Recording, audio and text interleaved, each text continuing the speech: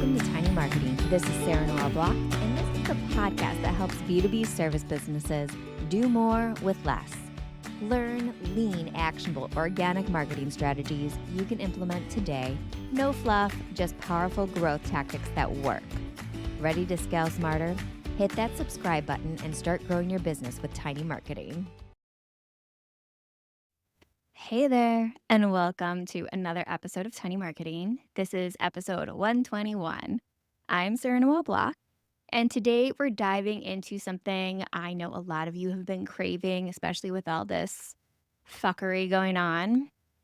How to consistently bring in new clients without relying on social media. We're all a little over social media, so today I'm talking about how to bring in new clients without it. Yep, you heard that right. No doom scrolling, no algorithm stress, and no constant content creation just to stay visible, just to appease the algorithm gods. If you've been feeling as burned out as I have about the endless grind of social media and just the propaganda that is thrown at us regularly, or you just want more stability and predictability in your business, you're in the right place. Today, we're going to explore 3 actionable strategies to keep your client pipeline full, including one of my personal favorites, which will be a free masterclass in a couple of weeks, leveraging niche communities. So grab your coffee, your tea, or whatever fuels your creativity, and let's get into it. So number 1, we're going to talk about the power of direct referrals. I do not like relying on referrals, but I like having it as something in my back pocket. So let's start with the bread and butter of most service businesses, and that's referrals. So while I don't like relying on them, I know so many of you do. So let's talk about how to do it better. This is a strategy that works no matter what industry you're in or your audience size. In fact, referrals are often the highest converting leads because they already trust you. They were recommended to you by someone they trust. So obviously, they're going to trust you a little bit more. It's transference. The trust that they felt for the person who referred you in the first place is transferred to you. It's just psychology, like all the rest of the things I talk about on this show. Here's how you can maximize your referral strategy. So 1, make it easy to refer you. You can set up right in Gmail a template that can go out to your clients on a semi-regular basis. I like to send it right after I've wrapped up a successful project or after they send me a message saying how what I did for them impacted their business. That's a great time to send it because you're hot on their mind on the benefits that you provide from your offer. Some other easy ways to do it is, let's say you have a referral link because your offer is maybe it's a course or it's a program. So you have an affiliate program with it. Then anytime they send someone their referral link, they get a little bonus sent directly to them. Even something really intimate, like a handwritten note with a little reminder about your services and maybe your referral program, is another great way to make it easy to refer you. Number 2 is to incentivize referrals. So offer something valuable in return for a referral. For example, you could give clients a discount on their next project if they send a client your way. Or you can give them a bonus free consultation whenever they send you a new client. You can also send them affiliate income. I have a contract with a few strategic partners where they get a 10% kickback every time I close a client that they send my way. It's a little thank you saying, I appreciate them trusting me enough to send someone that they care about. They value their relationship to me. And 3, ask consistently. So don't just send them one reminder that you have a referral program or that you're available for referrals. Send it semi-regularly. I like to send it after I wrap up projects with them, and then maybe I'll send a newsletter with referral opportunities once a quarter. I have a mix of my offers, if I'm going to use myself as an example. So I do have some clients with execution. So I'm doing one on one execution for them. And I have other clients where they are part of the Tiny Marketing Club. So I do one to one strategy sessions with them and feedback sessions with them. But a good chunk of it is within the Tiny Marketing Club. So they have referral programs there. There's individual courses that they can send out if they really liked them, things like that. But do it on a semi regular basis. When you wrap up a project with a happy client, it's a perfect time. If you know anyone who could benefit from this, I'd love an introduction. So you can make it low key like that. Just ask for introductions. Think of it like your connection calls. When I'm on a connection call with someone, it's just a 15-minute conversation where they tell me about their business. I tell them about my business, and then we talk about how we can help each other out. And it's similar when you're asking for a referral from somebody who's already worked with you. Hey, I love that you loved what I delivered for you. W- Do you know anybody within the same industry as you that could benefit from the same offer? I'd love an introduction. So just make it part of your process. And remember, people love to help, but they need a nudge and a clear path to do so. They need reminders that you're accepting help. It's not easy to offer help when you don't know that someone's going to accept it. Strategy number 2 is strategic partnerships. So, next up, let's talk about building those strategic partnerships. This is where you collaborate with complementary businesses or professionals who share your target audience, but they aren't direct competitors. So, here's how to do it: identify your perfect fit partners. Think about businesses that serve the same audience as you, but in a different way. For example, if you're a graphic designer or a web developer, a brand consultant could be a perfect fit for you. Maybe you like doing the development part, but you don't like doing the visual strategy for it. Or maybe you design websites. So a partner would be a good a copywriter, for example. Reach out with value. So when approaching potential partners, don't just ask for referrals. Offer something valuable first. This could be sharing their services with your network, like with a newsletter swap. It could be co hosting a workshop or creating a joint offer.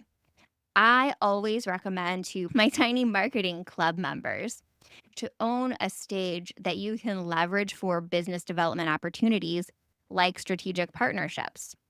That's why having a podcast is great. That's why turning your active lead generator into a signature series is awesome. That's why having newsletter is great, because you have this stage that you've built, you own, that you can leverage and invite people in. So those strategic partnerships are built organically through value exchange. And then last, formalize the partnership. So once you've established a relationship, consider making it official with a referral agreement or a shared marketing plan. Like I was talking about with the referrals, I have a contract with people who consistently bring me new clients because I want them to feel like they're getting something big out of it. They get a little kickback, they get a bonus for it. This creates consistency and clarity, ensuring both parties benefit from the collaboration. I have partners where I receive PayPal notifications every single month because I sent them a client, and in return, I get a percentage of their monthly income from it. Strategic partnerships can quickly expand your reach and help you tap into warm audiences without spending a dime on ads or battling that algorithm. And you're building relationships. At the end of the day, pretty much everybody who listens to this show is in the service business. You are either executing a service, you are consulting, so you're working with a business, you're a fractional. And when it comes to that, it's all about building relationships. People aren't going to work with a service provider unless they know, like, and trust you. And this is a way to do that without this social media algorithm taking over your life. All right. 3, and also the last one I'm talking about today, is niche communities. So, this is my favorite strategy. Niche communities. Joining and actively participating in the right communities can be a gold mine for new clients. I've talked about this in my Everyday Profit Habits Masterclass. I've talked about this in a few of my podcast episodes. Hold on, I'm going to pause this so I can tell you exactly which ones I talked about it in. I'm back. I talked about it in at least episode 115 and 116 and in my Everyday Profit Habits Masterclass. So there you go. I love it. It's where I find the majority of my clients. Um, the key is to be genuinely helpful and present, not salesy. This is the thing. So I talk about this sales a lot for somebody who hates selling, but I go with the sales approach of soft sales, non-sales, sales. I focus on value above anything else in relationships, and then they turn into sales. Consensual sales is something that I've talked about before too, where I never start the sales conversation.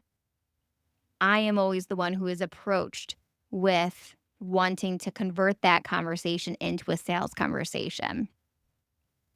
I want you to feel fully comfortable with it before we start talking about that. I'm never going to assume that you want to be a client of mine.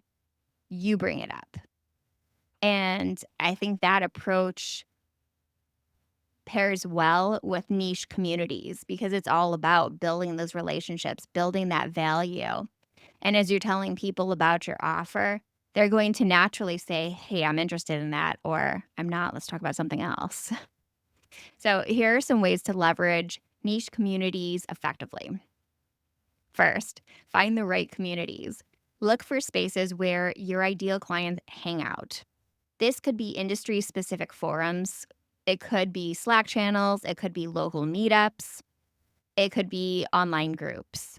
Don't forget about virtual summits and online courses. They usually have some sort of active community attached to them. Show up and provide value. So when you join a community, don't just lurk. Please, don't just lurk. Share your expertise, answer questions, provide resources. For example, if someone is struggling with email marketing, you could offer a quick tip or a link to a free resource you've created, or you could even offer a connection call to walk them through something they're dealing with. One way I do this is I set up keyword alerts in all of the communities I'm part of. So I'm only notified when someone is asking a question within a category that I'm an expert. So I can be the first person to answer that question for them and we can start a conversation that way. So do not sleep on setting up keyword specific notifications. It saves you a ton of time. All of these communities can get really overwhelming if you don't have a strategy around it. Next, position yourself as the go to expert. So, over time, your helpfulness will naturally build trust. People will start thinking of you as the go to person in that area of expertise. And when they need help, guess who they're going to reach out to? Guess who they're going to tag when someone asks a question within your category? It's going to be you. Then use soft calls to action. When appropriate, invite people to connect outside of the group. For instance, you might say, if you want a deeper dive on this topic, feel free to DM me or check out this resource or use my scheduling link and we can have a quick chat. Niche communities are powerful because they're filled with engaged, like minded individuals who are likely in need of your offer. It is being the big fish in a tiny pond. I love that strategy. If you're interested, you can go down to the show notes page and go to the link for the anti social media approach to generating hot leads. so you can learn all about my strategies and systems for niche communities. It is powerful, and it is how I made the majority of my income last year, which also happened to be my highest income year in the last 5 years. So, yes, it works. So, there you have it. 3 proven strategies to consistently get new clients without relying on social media. By focusing on referrals, strategic partnerships, and niche communities, you can build a steady stream of leads without the endless scrolling, the algorithm, all of that goes along with social media. If you're ready to take action, I challenge you to pick one of these strategies and implement it today. Fine, this week. Fine, this month. Take one of these strategies and implement it this month. Start small, whether that's sending a referral request, reaching out to a potential partner, or joining a new community. Progress beats perfection every single time. And if you found this episode helpful, I'd love to hear about it. Leave a review, send me a DM. I spend my time on LinkedIn, which is funny to talk about since I'm all about limiting my social media access, but LinkedIn is one that stayed. Or share this with someone who could use this tip. Until next time, keep building your tiny but mighty marketing empire. And thanks for listening to Tiny Marketing. I will see you next week. Goodbye. You love all things tiny marketing. Head down to the show notes page and sign up for the wait list to join the Tiny Marketing Club, where you get to work one-on-one with me with trainings, feedback, and pop-up coaching that will help you scale your marketing as a B2B service business. So I'll see you over in the club.